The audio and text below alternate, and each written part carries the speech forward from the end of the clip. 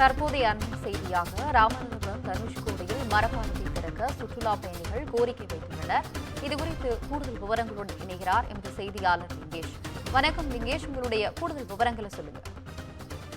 ஆனந்தி, நாட்டின் தெற்கு முனையில் அமைந்துள்ள தனுஷ்கோடி கடற்கரை ராமேஸ்வரத்திலிருந்து சுமார் 25 கிலோமீட்டர் தொலைவில் அமைந்துள்ளது.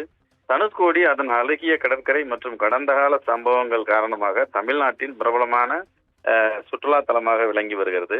ஆனால் தனுஷ்கோடியை சுற்றி பார்க்க வரும் சுற்றுலா பயணிகள் சுடுமணலில் செல்ல முடியாமல் அவதிப்பட்டு வர்றாங்க.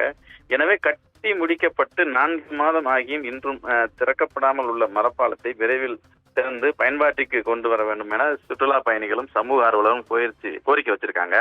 ராமநாதபுரம் மாவட்டம் ராமேஸ்வரம் அடுத்த தனுஷ்கோடியில கடந்த 1964ஆம் ஆண்டு கோர புயல் தாக்கி மிகப்பெரிய உயிர் சேதமும் தொழில் நகரம் இருந்த இடம் தெரியாமலே அழிந்து விட்டது. இதில் தப்பிய ரயில் நிலையம், தபால் நிலையம், தேவாலயம் உள்ளிட்ட இடங்கள் புயலின் நினைவு சின்னமாக இன்று வரை நிகழ்ந்து வருகிறது.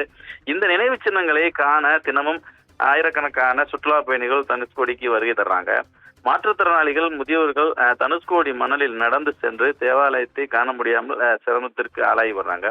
இந்த நிலையில நகராட்சி நிர்வாகம் சார்பில் சுற்றுலா பயணிகள் தேவாலயத்தை சுற்றி பார்த்து பார்வையிட்டு செல்லும் வகையில மரப்பாலம் அமைக்கும் பணியானது நடைபெற்று 4 மாதங்களுக்கு முன்பே நிறைவு பெற்று விட்டது.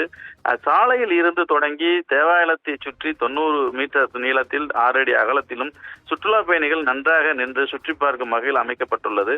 ஆனால் மரப்பாலம் அமைக்கப்பட்டு 4 மாதங்களுக்கு மேல் ஆகியும் கடந்தும் இன்னும் சுற்றுலா பயணிகள் பயன்பாட்டிற்கு கொண்டு வரப்படாமல் உள்ளதால் சுற்றுலா பயணிகள் சுடுமணலில் நடந்து செல்ல முடியாம அவதியிழந்து வர்றாங்க.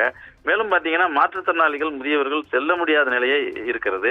இதனால் நகராட்சி நிர்வாகம் நடவடிக்கை எடுத்து மரப்பாலத்தை விரைவில் பயன்பாட்டுக்கு கொண்டு வர வேண்டும் என சுற்றுலா பயணிகளும் சமூக ஆர்வலர்களும் வலியுறுத்தி வராங்க. ஆனந்தி,